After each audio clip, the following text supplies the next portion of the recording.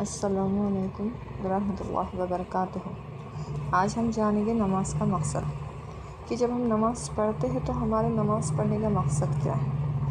نماز پڑھنے کا مقصد ہے کہ جس طرح ہم نماز کے اندر ہمارے سارے اعمال جو ہم رکوع کرتے ہیں، سجدہ کرتے ہیں، تکبیر پڑھتے ہیں اور اتحیات میں بیٹھتے ہیں تو سلام پھیرنے تک ہم سارے اعمال آپ صلی اللہ علیہ وسلم کے حکم کے مطابق کرتے ہیں، اسی طرح نماز کے باہر کی زندگی بھی ہم آپ صلی اللہ علیہ وسلم کے طریقوں پر گزارے۔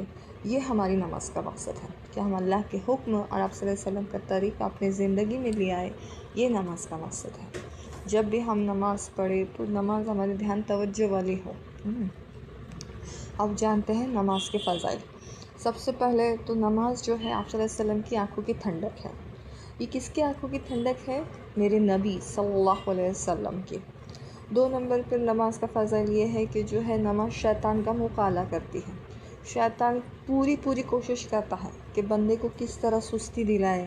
وہ اس کو جو ہے کبھی کبھی ہم ایسا سوچتے کہ چلو بابا نماز پڑھیں گے، لیکن کچھ چیزیں یاد آتی اور کہ ہم کیا کرتے، بول دیں گے بعد میں پڑھتے اور پھر ہمارا کیا ہو جاتا، وقت نکل جاتا۔ کئی بار تو کچھ لوگوں کا حال ایسا ہے کہ ان کو وضو کرنے کے لیے ایسا بڑی مشقت کا کام لگتا کہ وضو کرنے کا اللہ بہت کنٹال آ رہا ہے نا، اس طریقے سے۔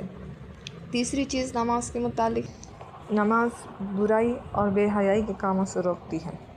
نماز اللہ کے قریب لے جاتی ہے اور نماز پڑھنے سے زندگی میں ہمارے گھروں میں برکت ہوتی ہے۔ اور سب سے بڑا نماز کا فائدہ یہ ہے کہ نماز جنت کی کنجی ہے۔ ایک حدیث پاک کا خلاصہ ہے نا کہ جنت کی کنجی نماز ہے، نماز کی کنجی وضو ہے۔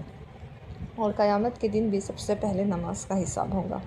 جس کی نماز اچھی ہوئی اس کے باقی کے سارے اعمال اچھے ہوں گے، اور جس کی نماز خراب ہوئی اس کے باقی کے سارے اعمال خراب ہوں گے۔ اور اگر آپ کے فرض نمازوں میں کچھ کمی ہوں گی تو اللہ تعالیٰ فرشتوں سے کہیں گے کہ میرے بندے کے کچھ نفلی عبادات، نفلی نمازیں لے کر آؤ، تو فرشتے پھر اس نفلی نمازوں کو لے کر آئیں گے۔ آج ہم ذرا سوچئے کہ جو ہے ہم کیا کرتے ہیں، اگر ہمارا سر درد دیتا ہے تو ہم نماز کو چھوڑ دیتے ہیں۔ ایسا نہ کریں، بلکہ ہم اول وقت پر نماز پڑھنے والے بنیں۔ اللہ تعالیٰ آپ کو اور مجھے خشوع اور خضوع والی نماز پڑھنے کی توفیق عطا فرمائے۔ آمین یا رب العالمین۔